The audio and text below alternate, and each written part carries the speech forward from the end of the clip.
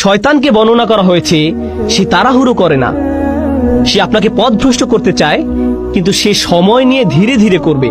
সে আপনার কাছে আসে, আপনি বলেন আউযুবিল্লাহি মিনাশ শাইতানির রাজিম, সে তখন বলবে ওকে আমি একটু পর আবার আসবো, চিন্তা করো না, আমাদের হাতে সময় আছে।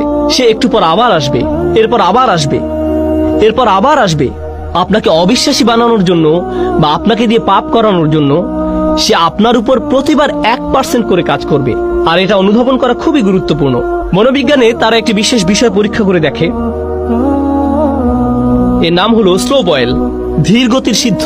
তারা একটি ব্যাঙকে নিয়ে ফুটানো পানিতে ছেড়ে দেয়, এটি তখন সাথে সাথে লাফ দিয়ে বের হয়ে যায়। এরপর ব্যাঙটাকে নিয়ে স্বাভাবিক পানির একটি পাত্রে ছেড়ে দেয়, আর তারা পাত্রটির নিচে ধীরে ধীরে তাপ দিতে থাকে। এক সময় তাপমাত্রা তীব্র আকার ধারণ করে, কিন্তু ব্যাঙটা কখনোই লাফ দিয়ে বের হয় না, সেখানেই তার মৃত্যু ঘটে। সে এমনকি বুঝতেও পারে না যে তার তাপমাত্রা ধীরে ধীরে বৃদ্ধি পাচ্ছে। শয়তান আপনাকে দিয়ে হারাম কাজ তাৎক্ষণিক করাতে চায় না, কারণ আপনি বুঝতে পারেন এটা একটা ভুল। আপনি আল্লাহর আশ্রয় প্রার্থনা করেন, তো সে আপনার কাছে আসবে নির্দোষ সব বিষয় নিয়ে। আপনি তখন ভাববেন এতে আর কি সমস্যা, মানুষ এটাকে শুধু শুধু খারাপ মনে করে, কিন্তু আপনি বুঝতেও পারবেন না। এরপর সে আপনার কাছে এসে সামান্য একটু পদস্খলন ঘটাবে, আপনার আশেপাশে সবাই বলবে এটা করো না। আপনি তখন মুখ ঘুরে বলবেন এটা কি হারাম, আমি এমন কি করেছি, আমি কি কাউকে খুন করেছি, কি ভুল করেছি আমি। শয়তান ঠিক এই কাজটাই করে।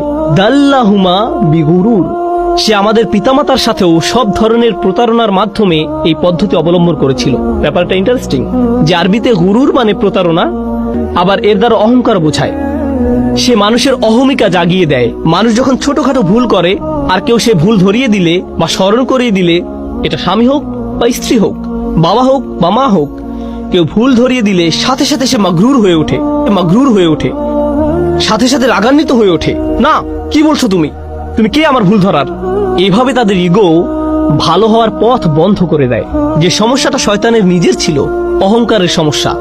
যাই হোক, অনেক সময় ধরে চেষ্টা করার পর সে সফল হলো। সে আমাদের পিতামাতাকে মুহূর্তের মধ্যে গাছের কাছে নিয়ে যেতে পারেনি। সে তাদের কুমন্ত্রণা দিল, আর তারা সাথে সাথে বলে উঠল ভালো বুদ্ধি, ঠিক আছে চলো। না না না, এতে অনেক লম্বা সময় লেগেছিল তারা সেখানে যাওয়ার পূর্বে। অবশেষে তারা তাদের আদি ভুলটি করে ফেলল।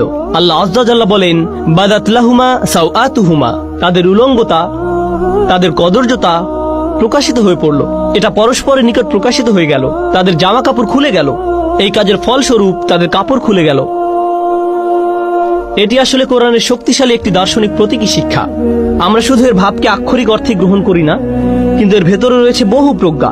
যখন মানব জাতি হারামের পথ অবলম্বন করে, হোক সেটা হারাম খাদ্য, হারাম উপার্জন, হারাম আচরণ, যখন আমরা সিদ্ধান্ত গ্রহণ করি যে আমরা আল্লাহর বিধান অমান্য করব, যখন আল্লাহ বলেন অমুক কাজ থেকে দূরে থাকো কিন্তু আপনি তার থেকে দূরে থাকেন না, তখন ধীরে ধীরে কিন্তু নিশ্চিত রূপে আপনি আপনার লজ্জাশীলতা হারিয়ে ফেলবেন, আপনি আপনার হায়া শরম হারিয়ে ফেলবেন। জিহ্বা দিয়ে নোংরা শব্দ বের হবে, এর উপর নিজের কোনো নিয়ন্ত্রণ থাকবে না। আপনি নির্লজ্জ হয়ে পড়বেন কথায়, নির্লজ্জ হয়ে পড়বেন দৃষ্টিতে, নির্লজ্জ হয়ে পড়বেন কাজের ক্ষেত্রে। এভাবে শুধু পতন হতে থাকবে। আর এই সব কিছু শুরু হয়েছিল আপাত দৃষ্টিতে এর সাথে সম্পর্কহীন একটি ব্যাপার থেকে, আদম হওয়ার ক্ষেত্রে একটি গাছের ফল খাওয়া থেকে। আর আমাদের ক্ষেত্রে যখন কোনো ব্যাপারে আমরা আল্লাহকে অমান্য করব, তার নিষিদ্ধকৃত বস্তুর নিকটে যাব, আমাদেরকে দেয়া আল্লাহর শ্রেষ্ঠ উপহার, আমাদের হায়া, আমাদের লজ্জা, আমাদের শালীনতা, আমাদের সংকোচের চেতনা চুরমার হয়ে যাবে। আমরা এর অযোগ্য হয়ে পড়ব। তারা যখন এই কাজ করলো, তাদের কাপড় খুলে গেল। ফলে তারা কি করলো? ফাতাফিকা ইয়াখসিফানি আলাইহিমা মিন ওয়ারাকিল জান্নাহ, তারা সাথে সাথে জান্নাতের পাতা দিয়ে নিজেদের ঢাকতে শুরু করলো। তারা অপমানিত হলো এবং নিজেদের লজ্জা ঢাকতে লাগলো। আমরা এখান থেকে কি শিখছি? পরস্পরের সম্মুখে উলঙ্গ না হওয়াটা আদম সন্তানের প্রকৃতিতেই আছে। পোশাক পরিচ্ছদ পরে থাকা, নিজেদের লজ্জা ঢেকে রাখা, এটা আদম সন্তানের সহজাত প্রকৃতিতে স্থাপন করে দেয়া হয়েছে। এজন্য মানবজাতির সকলে সহজাতভাবে নিজেদের ঢেকে রাখতে পছন্দ করে।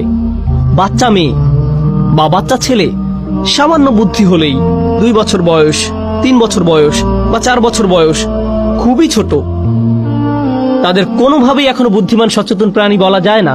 কিন্তু মা জামা পরানোর সময় বাবা যদি সামনে এসে যায়, তারা লজ্জিত হয়ে পড়ে, তারা কম্বলের নিচে লুকিয়ে পড়ে। আল্লাহ মানব জাতির ভেতরে প্রাকৃতিকভাবেই লজ্জার চেতনা স্থাপন করে দিয়েছেন। কিন্তু তখন কি হয়, যখন শয়তান কুমন্ত্রণার পর কুমন্ত্রণা দিতে থাকে, সে কুৎসিত সবকিছুকে মানুষের নিকট সুন্দর হিসেবে উপস্থাপন করে। ওয়াযায়্যানা লাহুমুশ শাইতানু আ'মালাহুম, শয়তান তাদের কাজগুলোকে তাদের নিকট সুন্দর হিসেবে উপস্থাপন করে। ঈমান থাকলে, বিশ্বাস থাকলে, আল্লাহ যাকে কুৎসিত বলেছেন আমরাও তাকে কুৎসিত মনে করি, আল্লাহ যাকে সুন্দর বলেছেন আমরাও তাকে সুন্দর মনে করি। কিন্তু যদি শয়তানকে আপনার অন্তরে প্রবেশ করতে দেন, যে জিনিসগুলো কুৎসিত মনে হওয়ার কথা ছিল তাই আপনার কাছে সুন্দর মনে হওয়া শুরু করবে।